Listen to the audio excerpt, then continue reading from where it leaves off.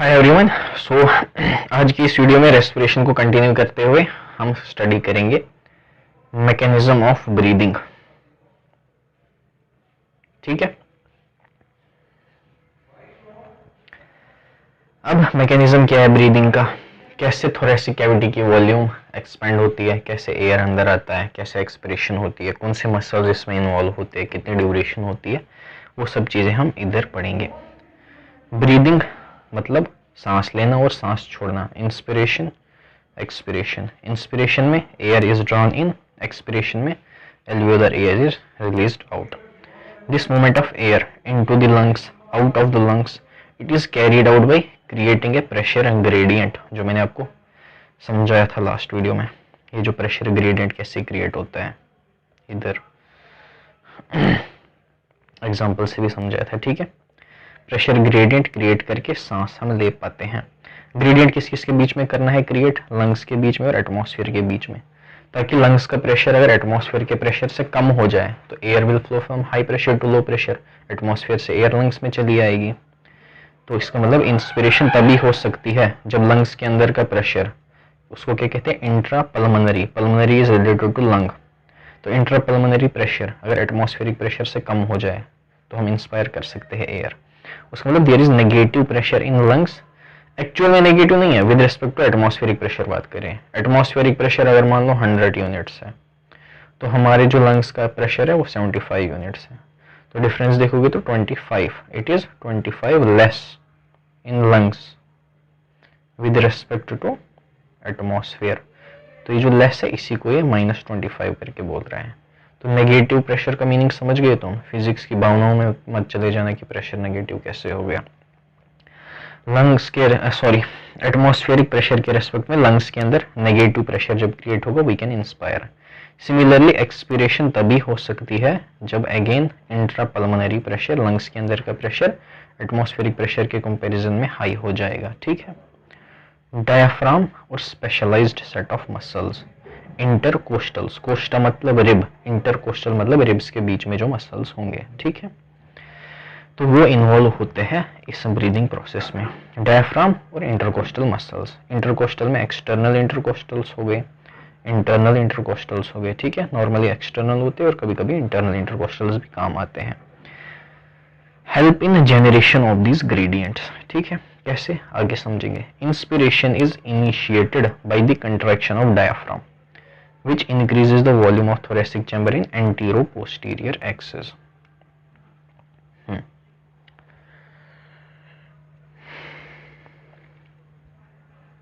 ठीक है, अब इधर तुम क्या समझोगे, देखो इसको ऐसे समझो, टॉप पे एंटीरियर, इधर पोस्टीरियर, सामने की तरफ वेंट्रल, पीछे की तरफ डॉर्जल। बंदे को ऐसे बना लो, एक और गंदी सी डायग्राम।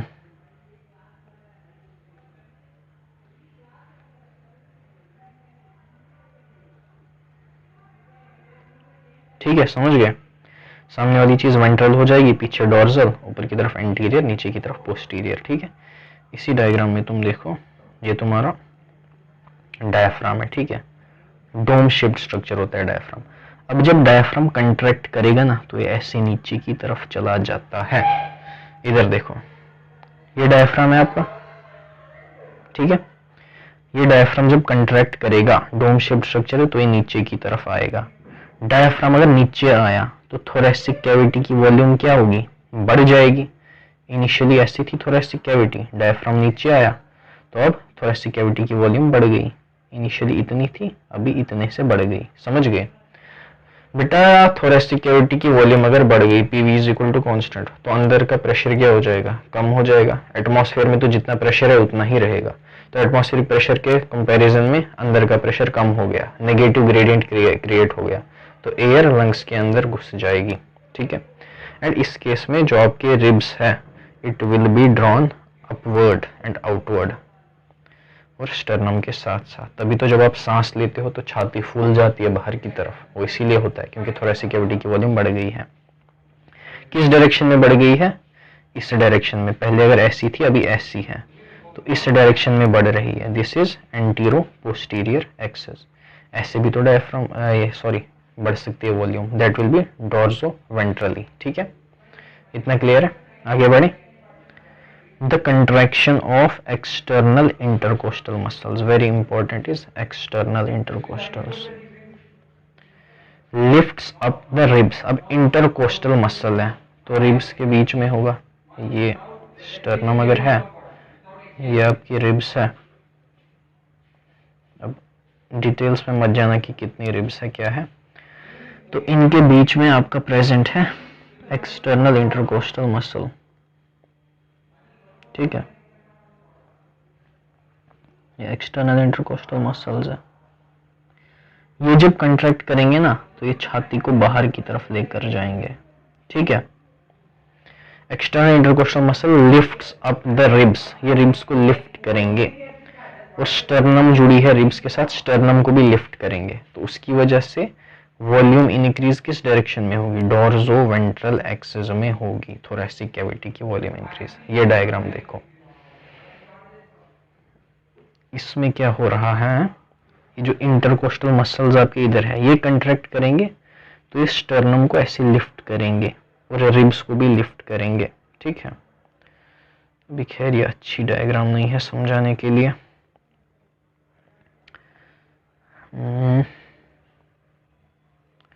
रुको इधर समझते हैं।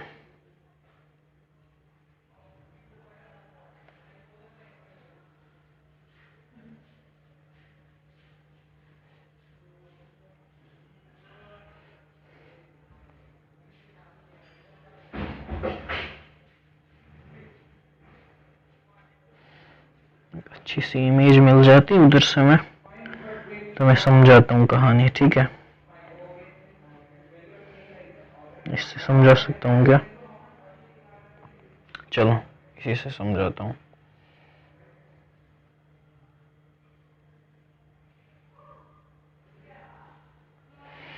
ये देखो, ये इधर तुम्हारा कहीं डायफ्राम होगा, ठीक है। अभी फिलहाल आगे की तरफ ये स्टर्नम है और ऐसे ऐसे रिब्स जा रही होंगी, ठीक है, और रिब्स में इंटरकोस्टल मसल्स हैं। अब ये जो इंटरकोस्टल मसल्स हैं ये जब कंट्रैक्ट करेंगे ना तो इस स्टर्नम को ऐसे रेज करेंगे, छाती आपकी फूल जाएगी, लाइक दिस, ऐसे हो जाएगा। तो वॉल्यूम कैसे इंक्रीज हुई अभी देखना। इनिशियल वॉल्यूम आपकी ये थी, ठीक है, और अभी की वॉल्यूम आपकी कितनी है? अभी आपकी वॉल्यूम ये है, तो इस डायरेक्शन में वॉल्यूम इंक्रीज हो रही है, डोर्सो वेंट्रली वॉल्यूम इंक्रीज हो रही है। किसकी कंट्रैक्शन से? एक्सटर्नल इंटरकोस्टल मसल्स की कंट्रैक्शन से। Is this point clear? Yes और नो? क्लियर है तो आगे बढ़ जाते हैं। स्टर्नम एंड रिब्स रेज हो जाती है एक्सटर्नल इंटरकोस्टल मसल की कंट्रैक्शन से, और थोरैसिक कैविटी की वॉल्यूम डोर्सो वेंट्रल एक्सिस में इंक्रीज हुई। अगेन वॉल्यूम इंक्रीज हुई तो अंदर का प्रेशर कम हो गया, ग्रेडियंट कम हो गया एयर के रेस्पेक्ट में, तो you will take in the air. तो इंस्पिरेशन किसकी वजह से हो रही है? दो मसल्स की वजह से, डायफ्राम और एक्सटर्नल इंटरकोस्टल मसल्स की वजह से। डायफ्राम कंट्रैक्ट करेगा, वो थोड़ा नीचे की तरफ जाएगा, वॉल्यूम बढ़ गई, प्रेशर कम हो गया, सांस ले ली। उसी के साथ में सांस लेने में एक्सटर्नल इंटरकोस्टल्स ने हेल्प किया। एक्सटर्नल इंटरकोस्टल्स ने कंट्रैक्ट किया, स्टर्नम थोड़ा रेज हो गया, रिब्स बाहर की तरफ चली गई, डोर्सो वेंट्रली वॉल्यूम बढ़ गई, प्रेशर कम हो गया, सांस ले लिया आपने, ठीक है। ये दोनों चीजें साथ में हो रही है। This overall increase in volume causes increase in pulmonary volume. ये क्यों ऐसा बोल रहा है? क्योंकि बेटा पल्मोनरी मतलब रिलेटेड टू लंग, लंग की वॉल्यूम आप बदल ही नहीं सकते हो। थोरैसिक कैविटी एक एयर टाइट चेंबर है, आप थोरैसिक कैविटी के साथ कुछ करोगे वैसे ही चेंज आपको पल्मोनरी कैविटी में मिलेगी। ये जो अभी तक कहानी थी ये थोरैसिक कैविटी के साथ जुड़े हुए मसल्स थे, तो अपने थोरैसिक कैविटी की वॉल्यूम बढ़ा दी तो उसकी वजह से अल्टीमेटली पल्मोनरी कैविटी की वॉल्यूम बढ़ेगी। पल्मोनरी वॉल्यूम बढ़ेगी तो इंट्रा पल्मोनरी प्रेशर गिर जाएगा with respect to atmospheric pressure. इसी डायग्राम में वापस आ जाओ आप फिर से इधर। ये इधर का प्रेशर अगर कम हो गया, ये जो इंट्रा पल्मोनरी प्रेशर है, इंट्रा पल्मोनरी वॉल्यूम जब बढ़ गई इनडायरेक्टली, बाहर की वॉल्यूम बढ़ी, अंदर की वॉल्यूम बढ़ी, वॉल्यूम बढ़ गई, इधर का प्रेशर गिर गया, इधर का प्रेशर गिर गया तो पूरे एयर में प्रेशर गिर गया, तो विद रिस्पेक्ट टू एयर अंदर नेगेटिव प्रेशर हो गया, तो आपने सांस ले ली, एयर अंदर की तरफ आ गया, as simple as that. This forces the air from outside to move into the lungs. Inspiration के सारे स्टेप समझ गए। 14.2a बता दिया मैंने। रिलैक्सेशन ऑफ डायफ्राम, अब मसल कंट्रैक्ट किया है तो रिलैक्स भी करेगा। डायफ्राम कंट्रैक्ट हुआ था तो नीचे की तरफ चला गया था, अब कंट्रैक्शन खत्म होगी तो डायफ्राम वापस अपनी ओरिजिनल पोजीशन पे जाएगा। ओरिजिनल पोजीशन पे जाएगा तो वॉल्यूम कम हो गई, वॉल्यूम कम हुई बेटा तो थोरेसिक कैविटी में प्रेशर बढ़ गया, और यही चेंजेस आपकी पल्मोनरी कैविटी में आ जाएंगी। पल्मोनरी कैविटी की वॉल्यूम भी अब कम हो जाएगी तो उसका प्रेशर बढ़ जाएगा।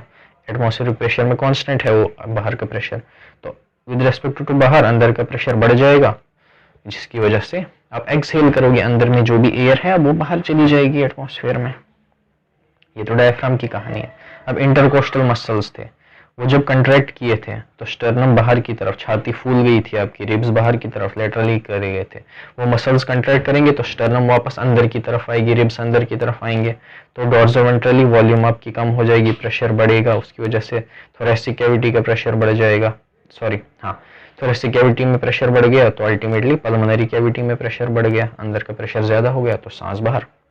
यस और no? And the intercostal muscles return the diaphragm and the sternum to their normal position, तो उसकी वजह से थोरेसिक वॉल्यूम कम हो गई। थोरेसिक वॉल्यूम में चेंज आया तो पल्मोनरी वॉल्यूम भी कम हो जाएगी। पल्मोनरी वॉल्यूम कम हो गई तो लंग्स के अंदर इंटरपल्मोनरी प्रेशर एटमॉस्फेरिक प्रेशर के कंपैरिजन में बढ़ जाता है थोड़ा सा, जिसकी वजह से एयर बाहर चली जाती है, एक्सपिरेशन हो गई। फिगर 14.2b समझा दिया। We have the ability to increase the strength of inspiration, जैसे मैंने आपको एग्जांपल में कहा गहरी सांस ले लो तो आप ले सकते हो, अब मैंने कहा पूरी सांस छोड़ दो तो आप फोर्सफुली एक्सपायर भी कर सकते हो। तो इसके अंदर अब एडिशनल मसल्स आएंगे, हमारे एब्डोमिनल मसल्स इसमें इन्वॉल्व हो जाएंगे, ठीक है।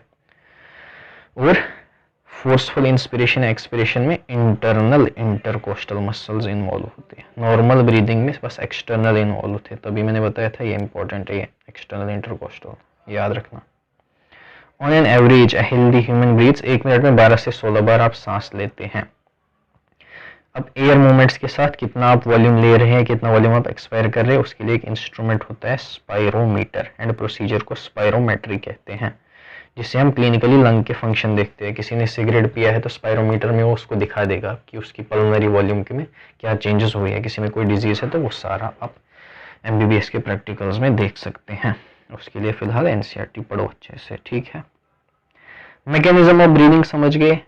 ब्रीदिंग के मैकेनिज्म में थोरेसिक कैविटी के मसल्स काम करते हैं, कैसे मसल्स कंट्रैक्ट करते हैं, थोरेसिक कैविटी में क्या चेंजेस आती है, वो वॉल्यूम की चेंजेस आप समझ गए तो प्रेशर की चेंजेस समझ जाओगे। थोरेसिक कैविटी में जो हो रहा है वही डिट्टो अंदर पल्मोनरी कैविटी में हो रहा है, तो जैसे ही एटमॉस्फेरिक प्रेशर के कंपैरिजन में अंदर का प्रेशर घटेगा या बटेगा, उसी के करस्पॉन्डिंग इंस्पिरेशन या एक्सपिरेशन होगी। यही आपका मैकेनिज्म ऑफ ब्रीदिंग है, एज सिंपल एज दैट।